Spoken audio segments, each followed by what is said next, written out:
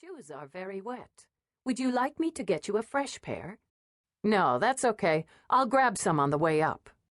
Don't forget, she said with the quick Leia smirk that always tickled him. Should I give you a reminder about your date closer to departure time? He set his briefcase aside, shook back the light brown hair that forever fell into his eyes. That's okay. I'll set up a buzz in Hollow. You can just shut down for the night. All right. I'm here if you need me. Normally, he'd have used his personal Leia for some conversational practice. Might have had her keep him company while he unwound from the day and talked about current projects. There was nothing like a droid as far as Bart was concerned. They never judged unless you programmed them to. But Fantastical called him. He opened his briefcase, took out the disc, gave it a friendly kiss as he started up the stairs. He decorated his spaces to his own whim and taste, so toys abounded. Props, weapons, costumes, and art from vids and games served as decor and amusement, with every room on every level outfitted with various game systems, vid systems, screens, and comps.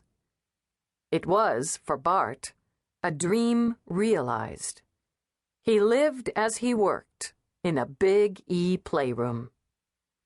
His second-floor office was a to-scale reproduction of the bridge of the galactic warship the Valiant, from the vid of the same name. His work on the gaming discs for the vid had given his fledgling Uplay its true start.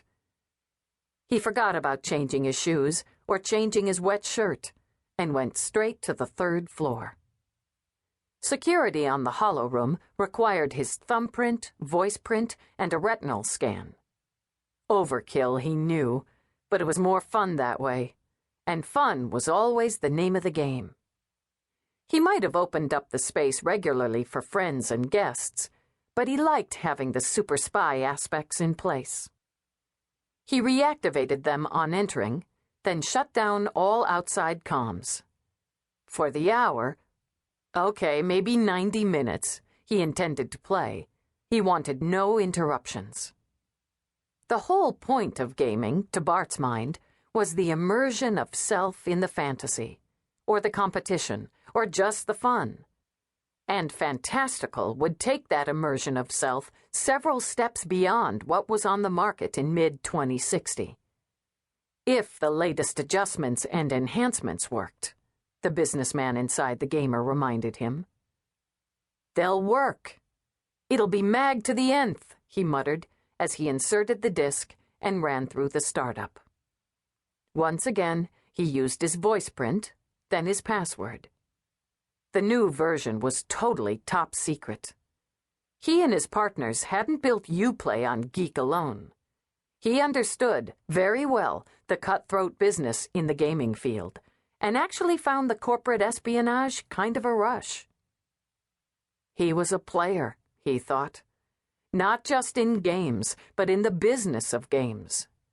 Uplay's success provided everything he and his friends, his partners, had talked about, dreamed about, worked for. With Fantastical, they'd be kicking it all up and, fingers crossed, become major players. He'd already decided on the scenario, a favorite, and the level.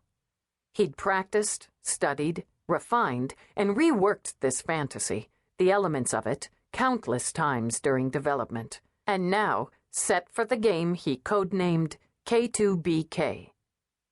He'd take the role of the battered and cynical hero, battling the evil forces of the beleaguered kingdom of Juno on the endangered planet of Gort.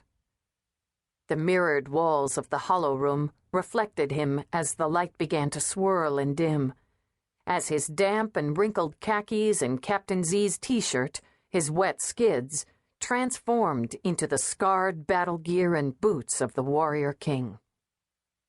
In his hand he felt the hilt and the weight of the broadsword, and that rush, yes, that new rush of his embodiment of the hero and the battle to come.